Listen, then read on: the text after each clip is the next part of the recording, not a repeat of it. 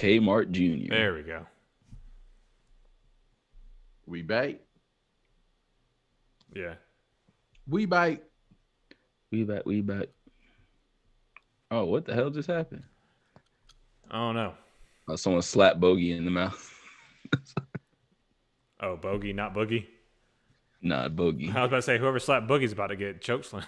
They about to get Boogie don't play for the Rockets anymore. Oh, that's right. They cut him, didn't they? Mm-hmm. Where is he?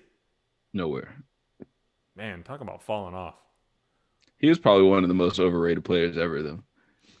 When he was good, man, he was good. Yeah, I wouldn't say he's overrated. He had a. He was on very bad teams. Let me He had explain myself. Hold on, no, wait. Is this going to be another Barry Sanders was overrated comment? It's similar, but so he's a 7 foot. He's a 7 foot guy who literally played like a guard. So you can't be 7 foot and averaging like 44 field per. Even though he put up good numbers, he wasn't a very efficient big man. So therefore, his use, like it was, if even healthy, like I'll give him like the health thing. Like healthy, maybe he would have made a difference, but he hasn't been healthy in 5 years. So, like when he was on Golden State and like barely contributing, it was sort of evident that how his game isn't as impactful as anyone ever thought it was. Do you mean after he blew his knee out and came back? Yeah, but even so, like his game just was never that impactful. He should have been dunking on everybody. That was never his game. He was like a big Carmelo Anthony. One knee or not. I don't care if you have no knees. Your Barry Sanders is overrated comment. He's actually disowned you as a cousin. Whatever, man. Well, you didn't hear the context. How could you? You know what? Make your case. I want you to put this out in public. Okay, the only reason On Barry record. Sanders is Wait. I'm going to give you the whole screen. Barry Sanders is Barry Sanders is overrated on a list of greatest running backs of all time simply because if you look at his stats, he's almost lost as many yards as he gained in his career. And of course, there's context, obviously, that in terms of he never had a quarterback. He never had an offensive line. He never really had any receivers either. Yeah, true. But just on paper, losing, he lost a lot of yards. So a net average, like if you take away all the yards he lost and the ones he gained, then, I mean, he's overrated. Plus, he never won shit. So, I don't think it's that. And fade to black. I don't think it's that outrageous to say that Barry Sanders is overrated. Mostly considering the fact that a lot of people don't even put him as the top running back of all time. No, just he never had the most yards. That's what I'm saying. So for me to say he's overrated is not that. Where would you rate him then? He's top 5 to me. So then he's not overrated. That's about where people put him. Huh? That's about where people put him. Well, I mean, it might just be hyperbole to say he's the GOAT. But obviously, the feelings are strong. If Bryce is trying to disown me as a cousin, well, when you say overrated, he's the best running back or something. No, well, I think most people think Barry Sanders is a top 5 to top 10 of all time running back. I think some people, a lot of people that grew up in the 80s and 90s put him top 3. I would probably put him at 3 myself, but who you got above him? Maybe like Sweetness. What's my man's name? I mean, AP got to be up on the top 5. Do you want my personal top 3, or do you want like who I think is the greatest of all time? Top 3. Who's your greatest of all time? I don't think Emmitt Smith is. I think he just played the longest. Emmitt played behind a really good offensive line for a really long time and played a long time. That's it. I would probably say Sweetness is really good, but Jim Brown was just so good. I mean, so good. Micah, you go first, and then I'll. I can't really knock the Jim Brown thing. The only thing you can really, the only real knock you can say is Jim Brown was a 260-pound running back in an era where linemen were 250 pounds. So I mean, he was the biggest guy. He was the biggest guy on the field and was bullying folks. But I mean, he was just dominant. He absolutely was dominant. And I think a lot of people put Barry Sanders, because even though he did lose a lot of yards, the wow factor is what, like, he was that guy who could pull off things you would never think were possible. Like, you see him get hit in the backfield by like 3 people have him in the backfield, and then you just see him put a move on, and then like 3 people fall, and then he comes out the pile, and it's just like, how did you even get out of that? Gee, what? Right. And that's what made him special. And the crazy thing was seeing him in college at Oklahoma State. He played behind a ridiculous offensive line. You barely saw him make anybody miss. He ran for 2,000 yards in college, and it was just he's one of the best college players of all time.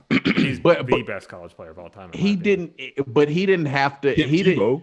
You didn't see how elusive he was until he got on that Lions team. And when he didn't have any help, and he damn near single-handedly made them a playoff team by himself. And it was just literally by himself. We know, like defensive coordinators like, all right, we don't have to really worry about the passing game. They had Herman Moore, who was a good receiver, but Charlie Batch or I forgot who the other quarterback was early on. They weren't afraid of the passing game. Wait, no, Kitna was after him. Yeah, but I'm like, you knew they were going to feed him the ball. Can you stop him? Like, I know Bill Belichick, as great of a defensive coordinator as Bill Belichick was for Parcells, talked about how Barry ran for over 100 and something yards, despite the fact that they did everything they could to stop him, and they just couldn't. He was special. So would you take Marshall Faulk over Barry Sanders? No.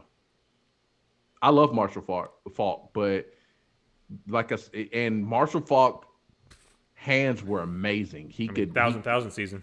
Yeah, but like I said, there were things that Barry could do that I don't think I've ever seen a running back do. Just the way he made people miss in situations, it was just like, how? The only other running back who could make people miss and like you think you have him dead to rights and he just shake out of it was Sweetness.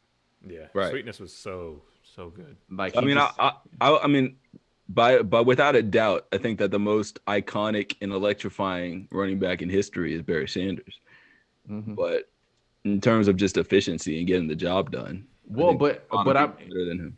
But that's the crazy thing. Maybe not a lot. There's maybe 3 people better than him. So Barry Sanders falls in the same category as Calvin Johnson. Guys who put up these ridiculous numbers for seasons, for several seasons, but they retired early in their career when they still had juice left. Like, if Barry Sanders had played 3 or 4 more seasons, probably be out of the equation. Let's not talk. But I'm just saying in general, if he had played 3 or 4 more seasons, he could have very well broken the rushing record. I'll put it this way, Marco. Barry Sanders played 70 games less than Emmitt Smith and was only 3,000 yards behind him. Yeah. Meanwhile, like, that's like with Calvin. Calvin was on a pace to break the receiving record, but he retired early. So it's the same thing. It's like dominance, 2 dominant players playing for the Lions, and they were just like, screw it, I'm out. I can't do this anymore. We're not going anywhere. I'm getting beat up. I can't take it anymore. And they retired early. I'm going to give my top 3 real quick before we go on break. And it's number 1, I was thinking about it. So number 1 is a 1 and 1A. That's Walter Payton and Jim Brown are number 1 to me. They're you can't separate those 2 in my mind. They're just as good. And then it's probably Barry Sanders at 2. And a really controversial one here, even though most people put him at the bottom of top 10, I think LaDainian Tomlinson was... He's my top 5 for sure. Was one of the best running backs I've ever seen. No Frank Gore love? Frank Gore's going to retire as the all-time leading rusher at 50.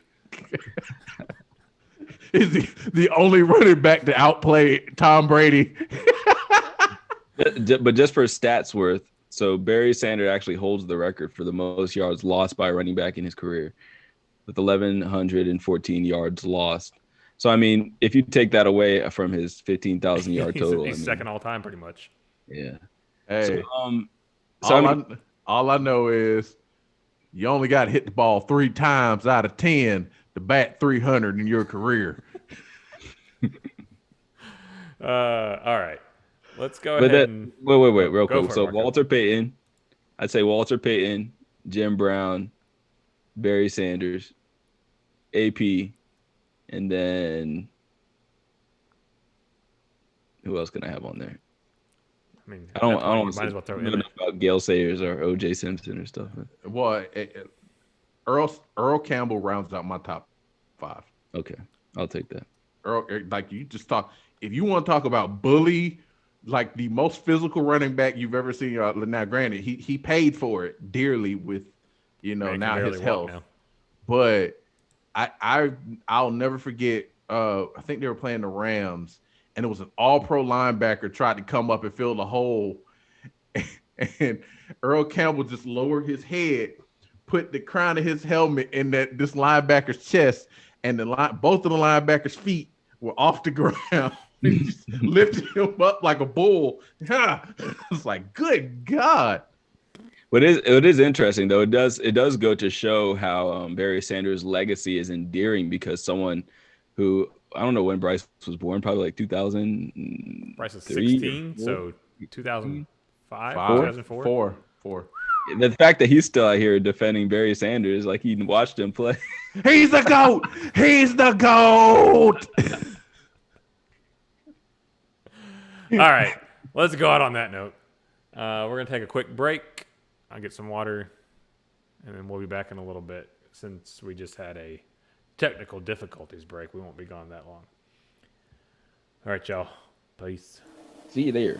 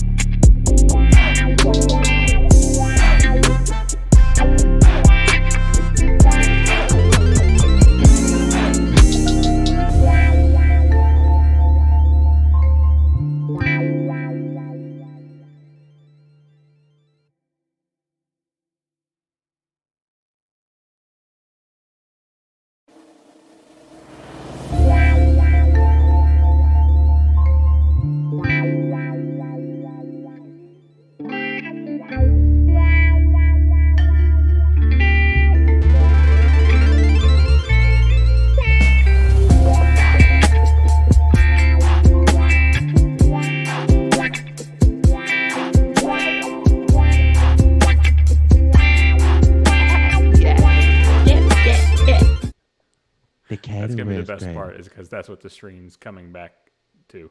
That noise right there. Shout out to Lil Bow Wow. Oh God! It's All right, y'all. Young Welcome back Lord. from the break. We are here. We are back.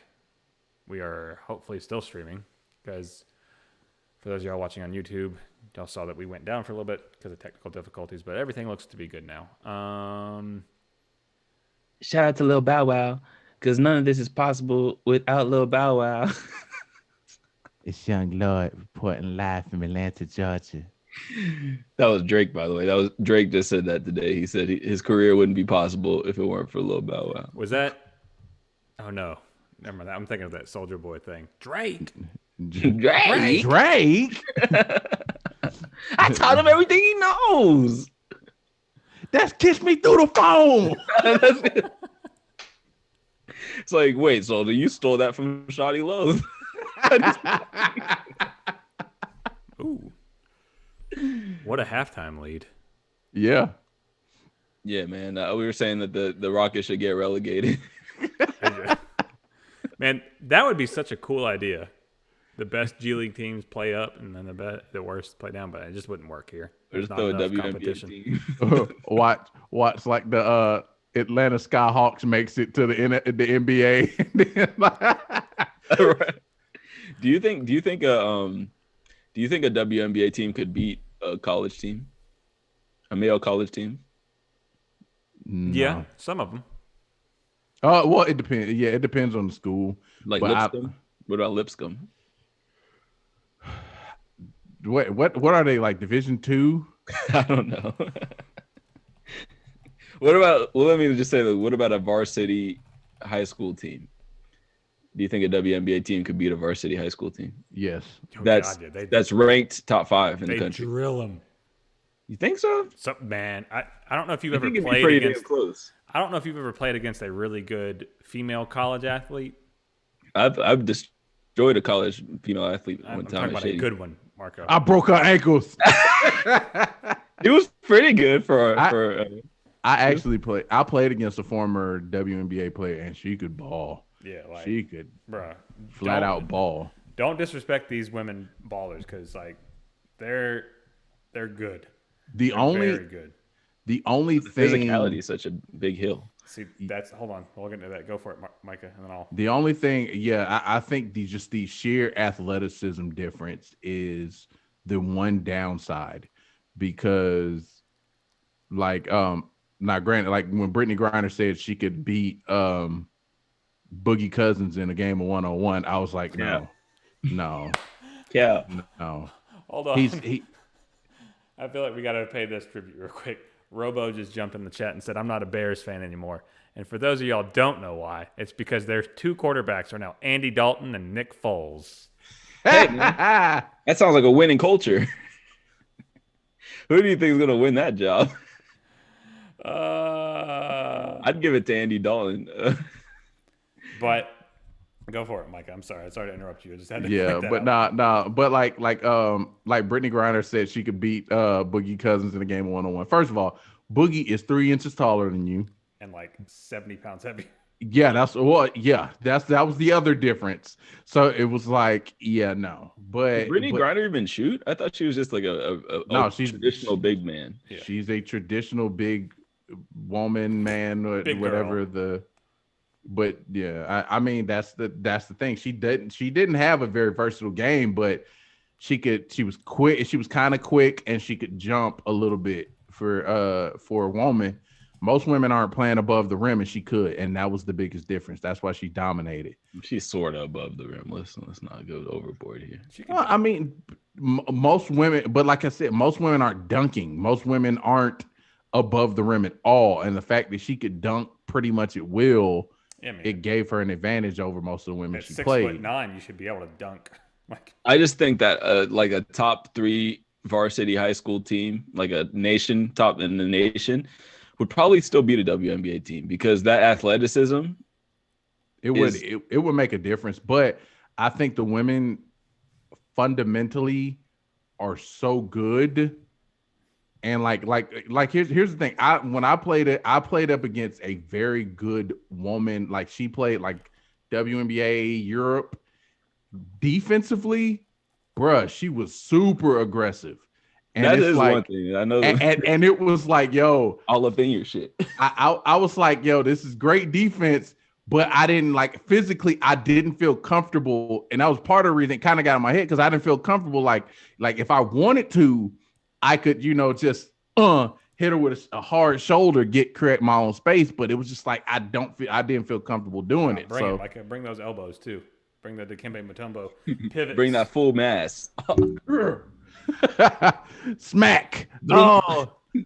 That's what I was gonna say. Out at West Georgia, we were scrimmaging the girls team, and I was like, "I'll guard the center, whatever.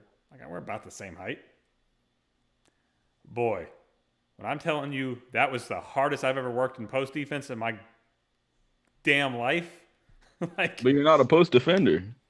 I mean, I've done it enough, and I outweighed her. Like I had like 10, 15 pounds on her. She was solid, man. And she was really good. She averaged like 17, 18 points a game. Don't tell me y'all lost some of those scrimmages to the women. No, we beat them. But those girls are good. Like they're not like. I know don't get me wrong. I know girls are good at basketball. It's not like I'm saying girls aren't good, but I just think that the physicality is in athleticism. When it comes to the way big men, too much. It's total like. I mean, it's way too much. Dwight Howard versus Brittany Griner. Like you could literally take some of the worst male centers in the game and put them up against the best female centers in the game. It's just a mismatch every time. Yes. Even just like any position. Yeah, think like LeBron's going to dominate. Anybody. Well, LeBron is much bigger than anybody. The biggest player they have in their whole league. But when you talk about the elite men versus the elite women, the gap is. I'm gonna tell you like this: Diana Taurasi will put a lot of dudes on their ass, and like she'll hit that pull snatch back on them, and then jay them, and then oh. I mean, I think Diana Taurasi could probably play in the NBA, but not like meaningful minutes. I mean, shit. Maya Moore, Cheryl Swoops, Tamika. Yeah. Oh my God, Tamika Catchings was dirty. The best player ever. Dirty. Like, what was her name? Cheryl Swoops. Did I say her? Yeah. Yeah. Shamika Holsclaw was one of my favorite. Boy. And then that just slew of players that just came from Connecticut every year. Like, speaking of you talking about scrimmaging the women though, I remember in my high school we used to scrimmage the women, and I actually had a lot more fun scrimmaging the women than I did against the guys. But like our center my senior year and for the guys was 6'7", 185 pounds. So I'm covering him in the post, and I'm like, bruh, I was 275. So I had him by almost 100 pounds. I would front him intentionally. So they're trying to lob it over my head, and I'm just like, my arm's longer than you thought. Our center scored 3 points on me in the scrimmage, and I gave him a 3. I backed off of him at the 3-point line. He hit it. Never scored again. Never touched the ball the rest of the game. Dang. I'm like, and this is our varsity center. Meanwhile, the girls, it's like, all right, this trying to play physical. Oh, okay. What was that girl that just came out this last year? That was at Notre Dame, I think. The foreign sounding chick. Yeah, she's disgusting too. I can't remember her name. Yeah, she got the step back, hezzy pack. Yeah. Cross pack. Yeah, she got all the moves. Mm-hmm. Yeah, I don't remember her name though. I know. What's called like Skylar Diggins? She got a lot of rep for how good she looked, but she could ball too. Oh yeah, hell yeah. I mean, they can all ball. I mean, obviously they're better than everyone in this most guys at basketball. But I'm talking when you get on the level, like even the top 5 teams in the nation are gonna have guys that are all like 6 foot, 6'2" and up. Maybe a couple 5'11" guys off their bench. So I don't know. It would be interesting. Only thing I will say is I would never let Brittany Griner dunk on me. Push her. Bruh, I've never been dunked on in my life. And that's something that I plan on taking to the grave. Taking that reputation to the grave. I sadly cannot say that.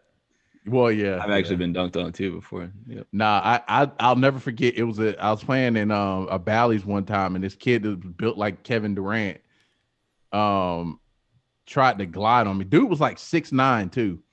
And he tried to glide on me from almost like the free throw line.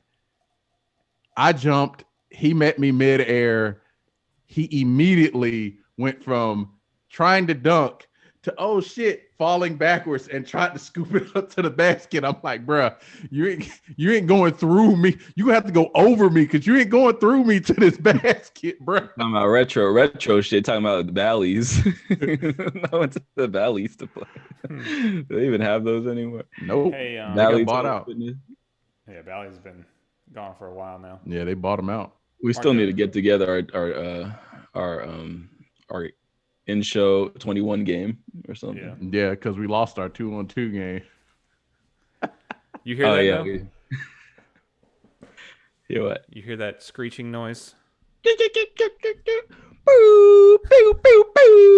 Now it's time for the layup, aka the finger roll, aka jelly time, aka points in the paint. And there we go. And as we're sort of watching this Hawks game passively, we're up. I know it's not, it's against the rules to give a play-by-play, but we're up by 18 right now. Oh, damn, they just roughed up Trey. But so there's not a lot of eye-popping or outlandish news going on in the NBA, but there's a couple things to talk about before we get to the Hawks. So sort of Hawks really. Wait. Let me see. Let me go through these stories. What? For those of y'all listening, Marco's winging it today. I'm winging it. We weren't supposed to record today. Yeah, that's my fault. So I mean, all that's really going on. What we were talking about earlier is that they've announced some of the players that are going to be involved in the Tokyo Olympics, and there's 57 players. 57 possible finalists for the Olympic team, and in my opinion, that was way too many. I don't know why you need that many players, but they were saying because it's so many people don't want to play it, so I guess. But some of the names that sort of shocked me that are on this list, and I'll just talk about the ones that are shocking. We got Lamarcus Aldridge, Harrison Barnes.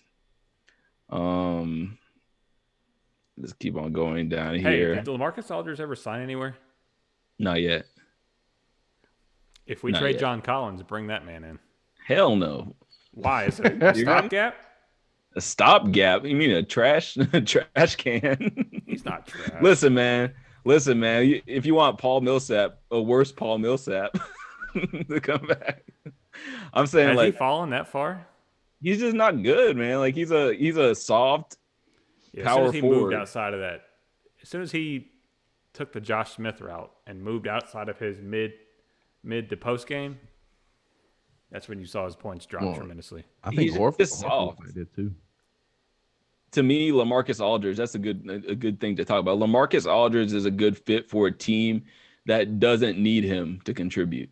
So the Lakers. The Lakers, the Clippers, I think the Blazers could use him. If he went back home. There was one more team. I think he could be higher than the Jazz too. The hell are you talking about, Bryce? Oh yeah, Bryce was saying that he wanted me to. He was trying to come at me for the Barry Sanders things. He was like, "What? Am I about to shit on Randy Moss?" Like, no, Robo. Not gonna shit on Randy Moss. They agreed to separate because Randy Moss is a top 2 receiver of all time. Randy Moss could have been the best receiver of all time if he. It's Jerry Rice, Randy Moss, Terrell Owens to me. Yeah, I agree. I say Jerry Rice, T.O., Randy. In that order. Why? Just because Randy loafed it in big situations? Randy wouldn't go over the middle. And Randy wouldn't block. Yeah, true. T.O. did everything on the field. He just was kind of a head case off of it, but Hey man, those were quality push-ups he was doing. But so other players so Montrezl Harrell on this list. Trezl, Brooke Lopez, Kevin Love, JaVale McGee. hey, don't knock JaVale. The Shaq and the Fool All-Star. What is this list? Mason I missed what this Plumlee. list is. Huh? I missed what this list is. What is it? This Olympics. is all the potential of the 57 people who are qualifying for the Olympics. These are all potentials. Marcus Smart and Klay Thompson somehow did not make the list. And then it gets even better. Eric Gordon's on this list. What the hell? Well, you knew Klay wasn't going to be on the list.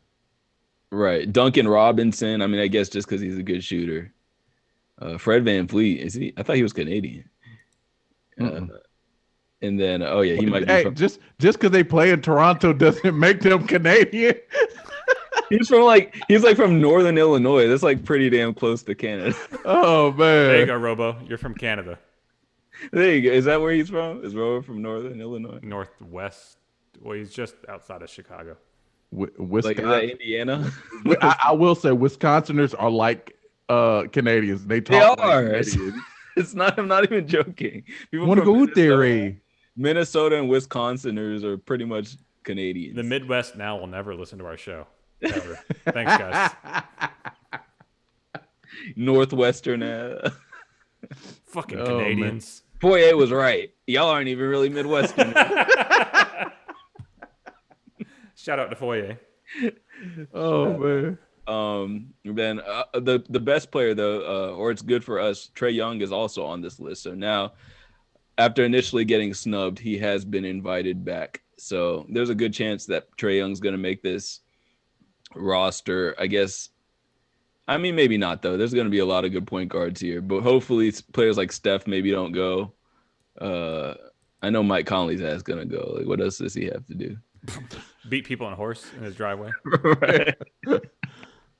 Kyle Lowry. Hey, Mike Conley about to practice that. He about to beat Steph next year in the 3-point contest. I'm telling you.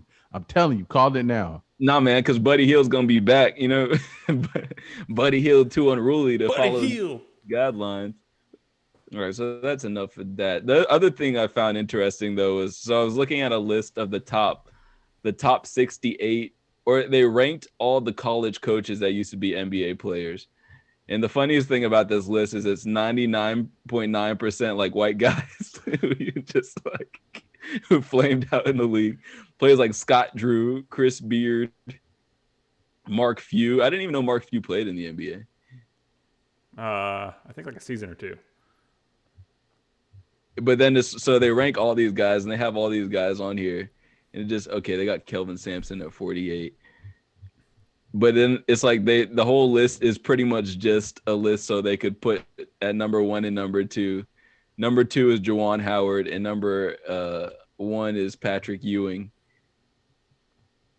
Hey, where was Patrick Ewing when they hated on him, asking for ID, and his own facility? Oh yeah, at Georgetown. At the Madison Square Garden. Say, who are you? Yeah. I don't know you. Who are you? Tournament. Yeah, how do you know? Old 7 foot tall Jamaican Sasquatch. Is that? Can I see some ID, sir? You might be tall, but how do I know you actually played basketball? I'm sure he's wearing a suit. Probably one of those ugly 90s suits that he always wears. I know, right? One of those pants Jordan way too big. I mean, he looks like somebody though. It's like you let him in. If anybody, you let him in. It's like I guess Charles Oakley got the same thing, and he's also a freaking behemoth. It's just because the Knicks hate Charles Oakley though. Right. Because he's been critical of James Dolan. Right. But apparently a lot of players like James Dolan. I feel like his hate is overblown. Did you know Tony Bennett was an NBA player? Yes. Name a player that likes James Dolan. Name Quentin one. Richardson. Who? Quentin Richardson. Oh, really? Mm-hmm. How long did he actually play for the Knicks? Right. 3 years, 4 years. He must have gave him a shot when he was like, man, my years were over. Quentin Richardson won the 3-point contest when he played for the Knicks. Did he? It was like they must have gave him a shot when he like China. China allows Stephon Marbury revitalize his career there. That's what the Knicks did for him. Yo, Steph is a Chinese legend. Yes, he's got a statue. They built. Oh, you're talking about the other Steph. You're talking about Stephon Marbury. Starbury. That's right. Okay, so matter of fact, I'm going on Amazon tonight to see if I can find me a pair of Starbury shoes. I mean, for what, $20? Yeah, hey, Stephen Barry's. That's what they used to sell them. God, I forgot how ugly they were. He had a cool little logo. They just made pretty ugly shoes. It's almost like Steph and his shoes. It's like, just make them look better. They tried to make them look like AIs, I feel like. What, Steph's shoes? No, Starburst. Oh, yeah. Under Armour. They just look hella generic. I mean, nobody buys Under Armour shoes, though. I mean, I've never. Not true. Rippin does. I've never seen like a pair of Under Armour shoes and been like, oh damn, those look fire. I want those. but that's where they could that's where they have room to make a fire shoe. I mean, you could literally do the wildest shit. Yeah, like make a cool shoe. Like, why does it have to look like a house slipper, like Steph shoes? Looking like if you planted hard enough, your toes are gonna come out the end. Hey, well, I will give them this. They were much better than the Triple Bs. Those were falling apart. Lonzo had to bring 4 pairs a game. Oh my god. He's having blowouts on the court. Damn, I thought I had 2 more minutes in these. Coach, sub me out. I gotta get some new balls. My Triple Bs gave out on me. I knew I shouldn't have made that cut. I just can't. Lonzo, why aren't you playing defense? Well, my toes are coming out both sides of my shoes right now, Coach. Yeah. Man, soles are ripping out. That backdoor cut and the backdoor cut made my shoe fall apart. My shoes became slides all of a sudden.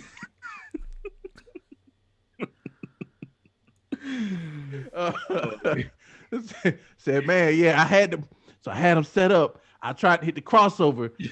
I went left, and my shoes went right. Triple Bs. Rest in peace, Triple Bs from 2017 to 2018. Just rest. I don't even care if it's in peace. Just rest.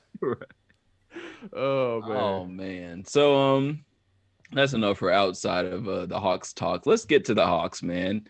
The Hawks are actually, let me put this game right here in the corner while I'm talking. Oh god. They're cutting that lead down. It's back up to 10. I'm watching it too. The Hawks have been on a streak as of late. Ever since we got rid of the extra baggage. I mean, Lloyd What Pierce. happened?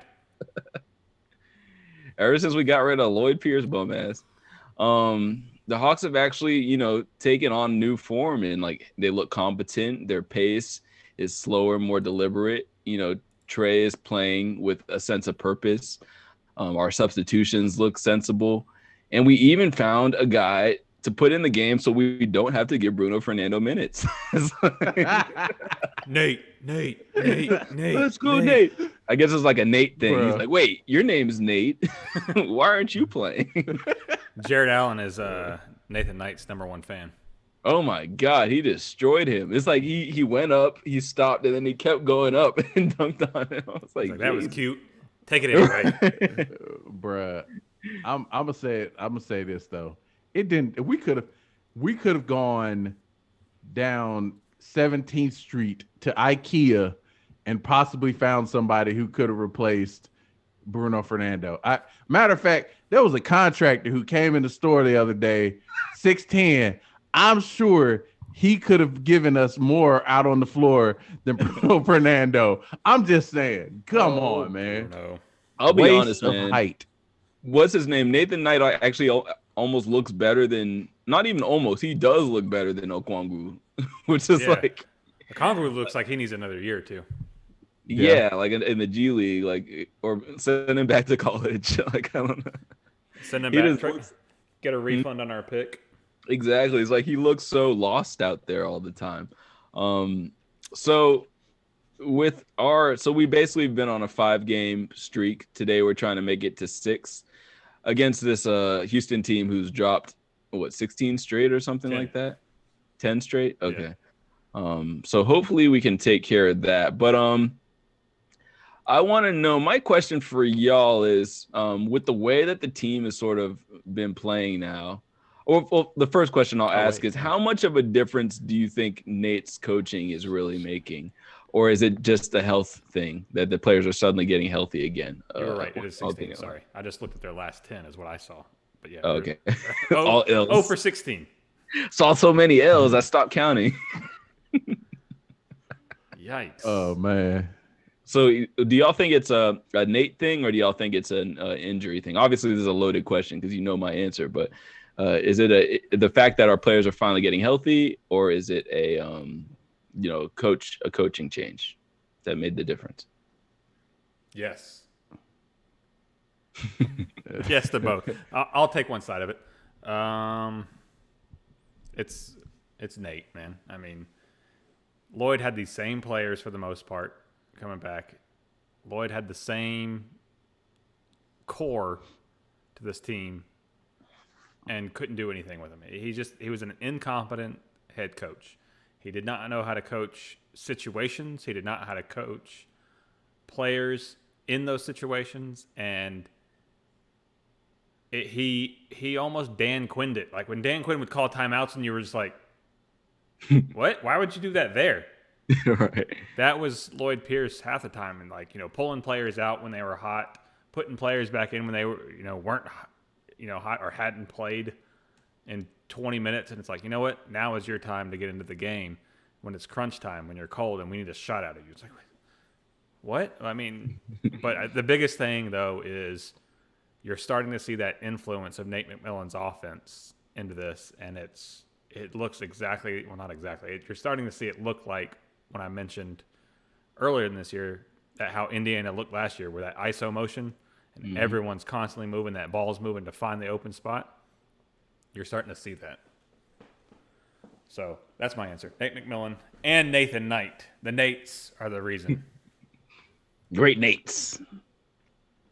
So I agree with Ryan.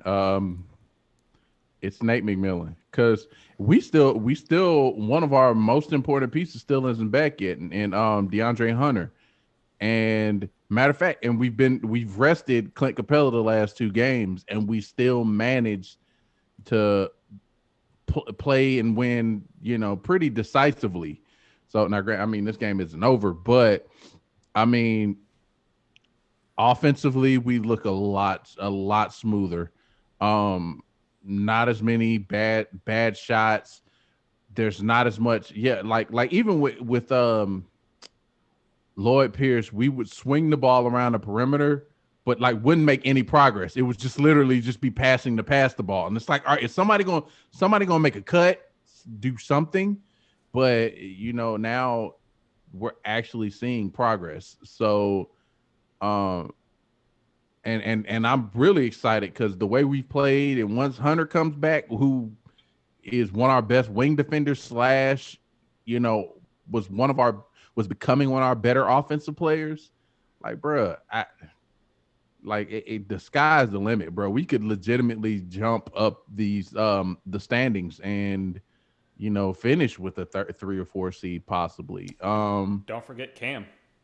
Yeah, Cam came back too.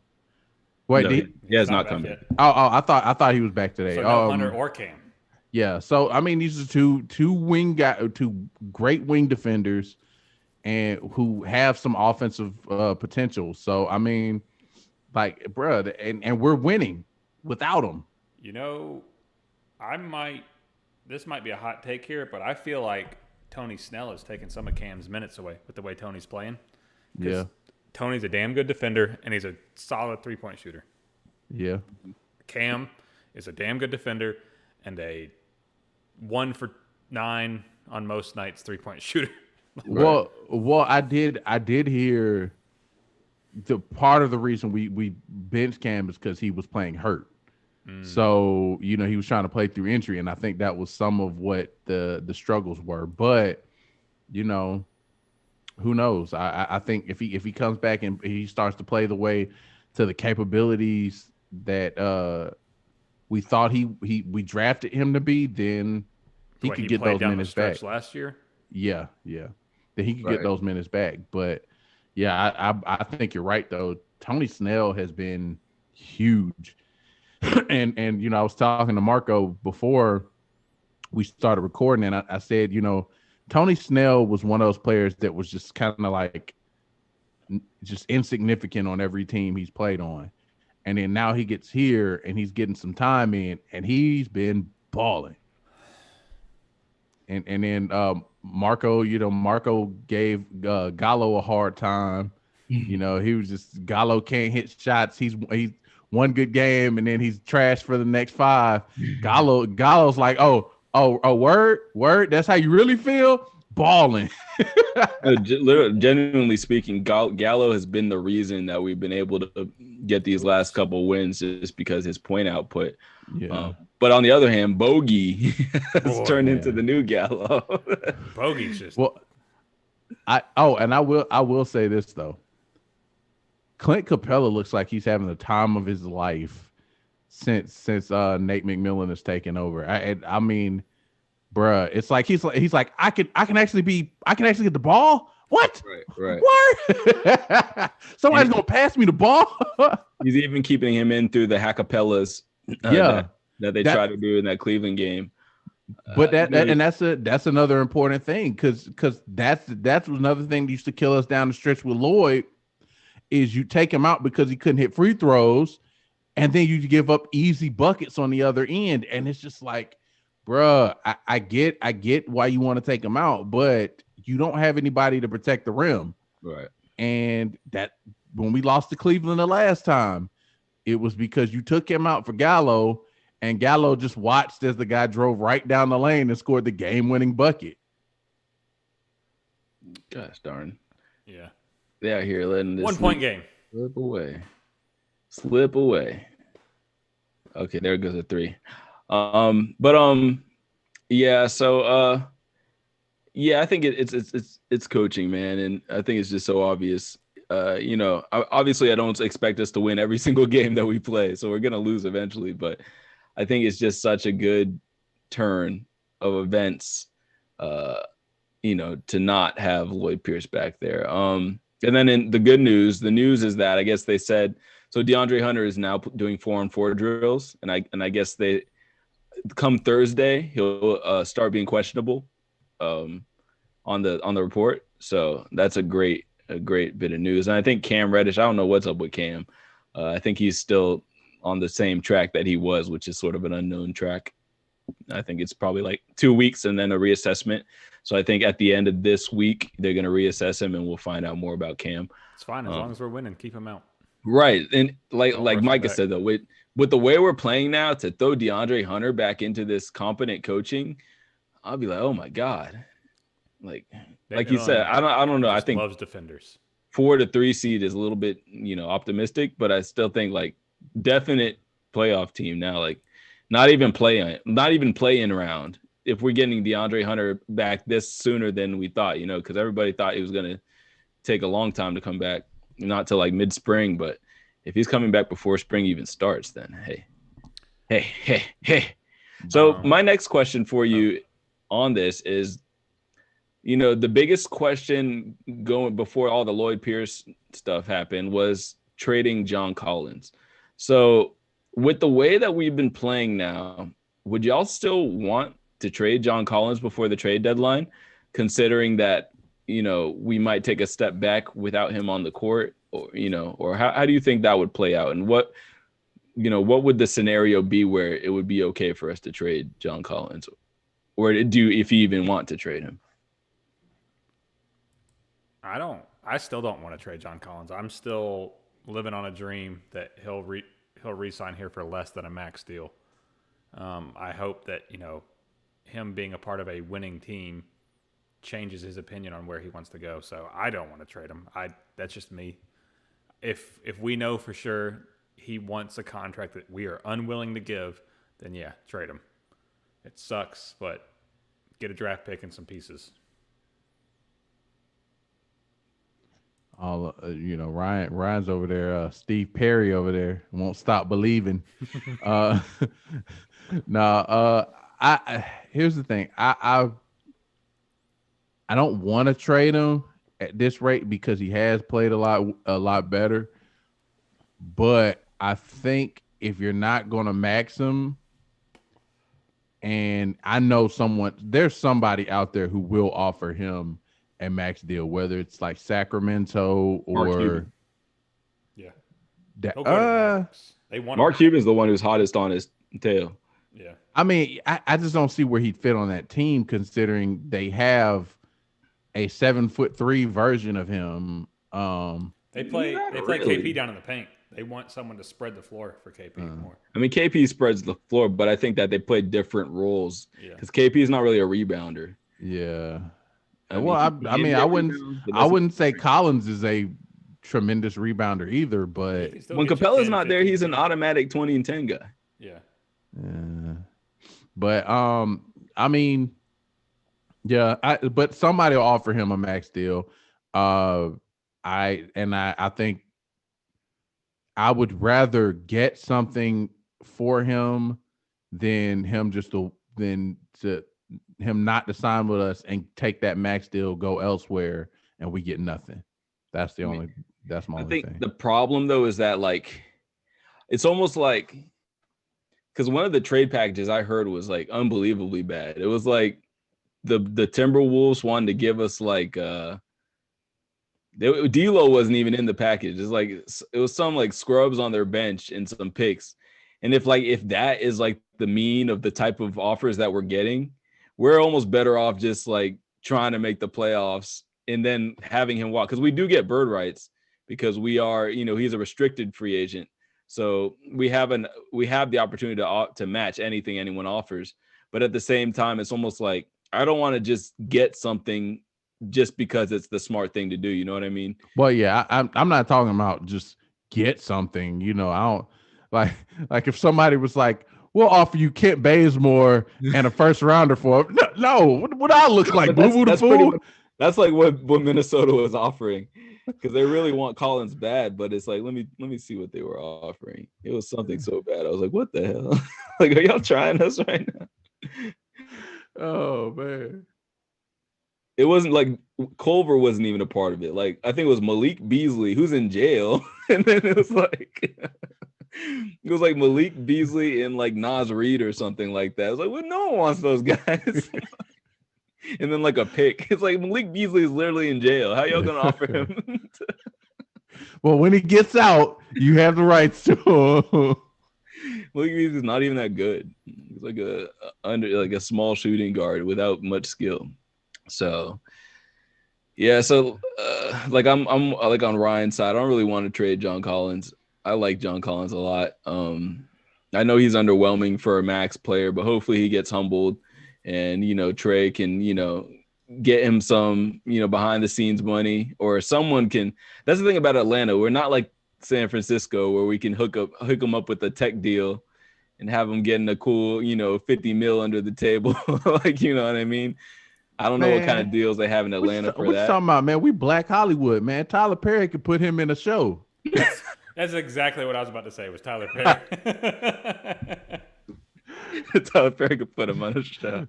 Medea plays basketball. Medea goes. Hell no. Medea goes hard in the paint. Every time you see Tyler Perry in the paint, and like as soon as it turns into John Collins and he dunks. Cross-dressing John Collins. It's like that Michael Jordan mom commercial. Yeah. Oh my God. So yeah, no. So yeah, hopefully we get to keep him. And yeah, hopefully the Hawks can get this win tonight, first of all, and then just keep up with these winning ways. I know this is the beginning of a pretty tough West Coast road trip. I think it's like 9 games. So we're gonna need all these wins. God damn it, Kevin Porter. Why is this kid get this kid out of here? Anyway, that's pretty much it for the Hold on. Yeah, go ahead. You want to go ahead, Ryan? I'll end the segment with what I gotta say. You go. Okay. All right. Well, you said you don't know about the 3 or 4 seed. Right now, the Heat are the 4 seed, and they're 2 games ahead of us. So we're 2 games behind the Heat, and they're the 4 seed. So I definitely think the 4 seed is attainable. Now, granted, I mean, Bucks are the 3 seed, and they're 4 games ahead of us, but yeah, that's a little different. There's a gap. You got the top 3 seeds, and then there's a gap. Everybody else is together. So I think Miami's just a much better team than us. Like, especially with Jimmy Butler. Oh, I mean, I can somewhat agree. I think Brad Stevens, when he said that we are the deepest team in the league, I truly agree with that though. And now that we have a coach that knows how to utilize the players we have, scary. We can definitely start to make some moves. So Herter blowing open layups. Come on, bro. Always. All right. So to end that, I posted on my Facebook today, and I need to put it on our Instagram as well and our Twitter. But I started a tournament challenge. For those of you that are interested, the name of it is just Fish and Grits. If you want to search for it by group ID, it is 4047142. Go ahead and join in. You can have as many entries as you want.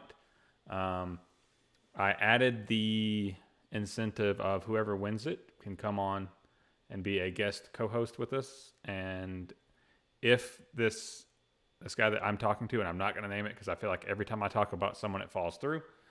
But whoever this person that I'm talking to, who is a former Division I college local basketball star, perhaps you can come on and ask a question or two to that person as well. Luke Schencher, the Krispy Kreme man himself.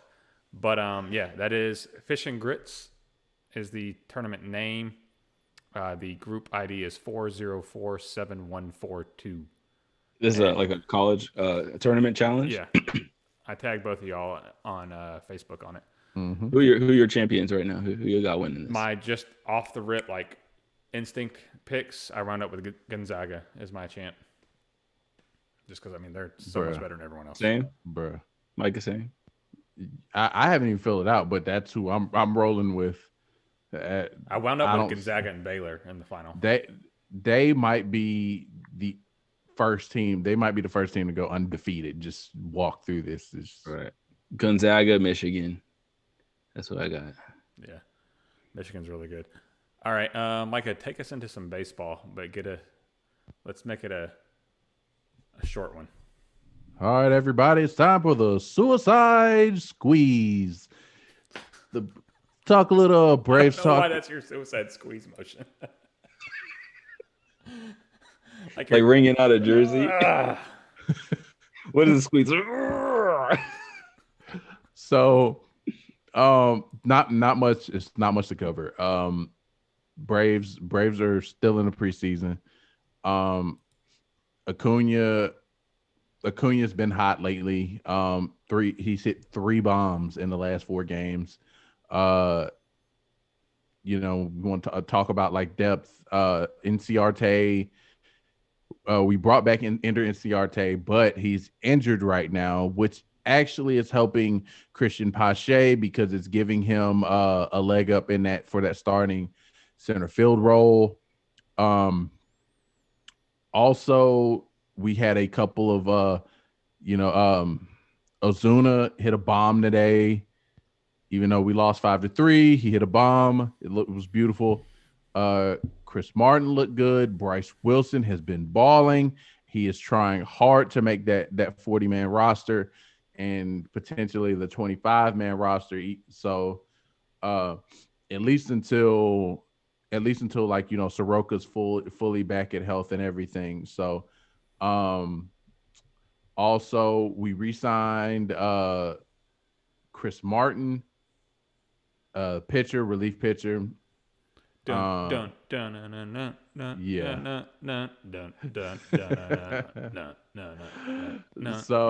a Coldplay song? Yep. Yeah. It was all yellow. So Tuki. And last but not least, Tuki Toussaint is pitched 3 scoreless innings the other day. Snicker said he had very high praise for him. He's fighting hard to make that 40-man roster himself. And then we call him up. He makes an appearance and he gives up 11 runs in 2 innings. Well, I was about to say, is this the year he finally puts it together and becomes a productive pitcher, or does he revert back to what he always does and just falls apart? I hope so, man.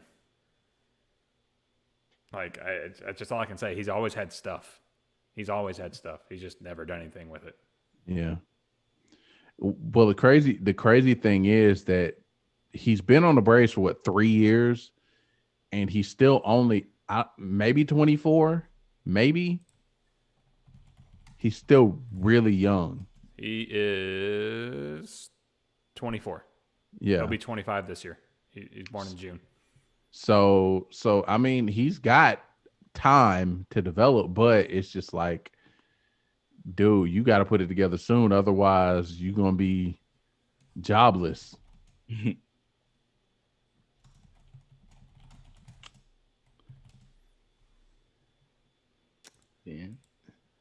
Ten. So other than that, I mean, that's all I really needed to cover.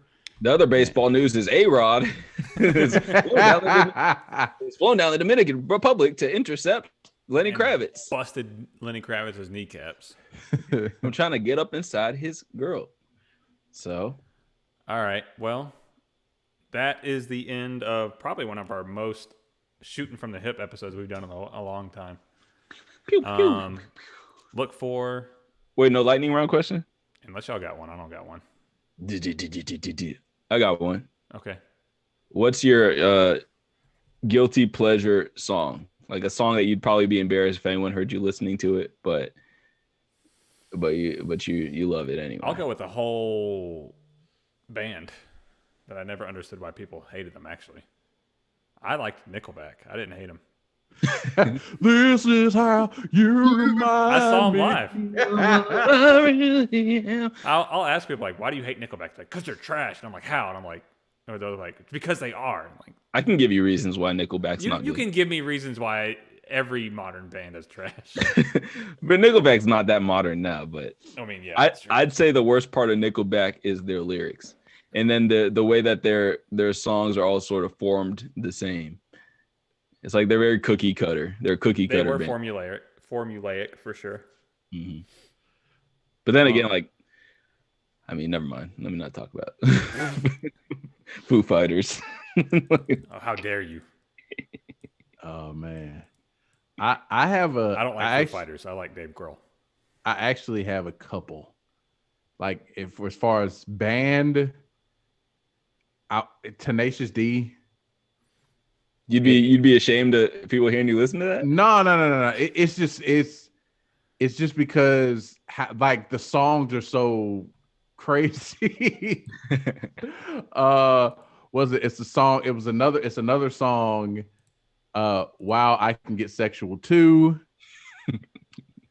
Wonderful.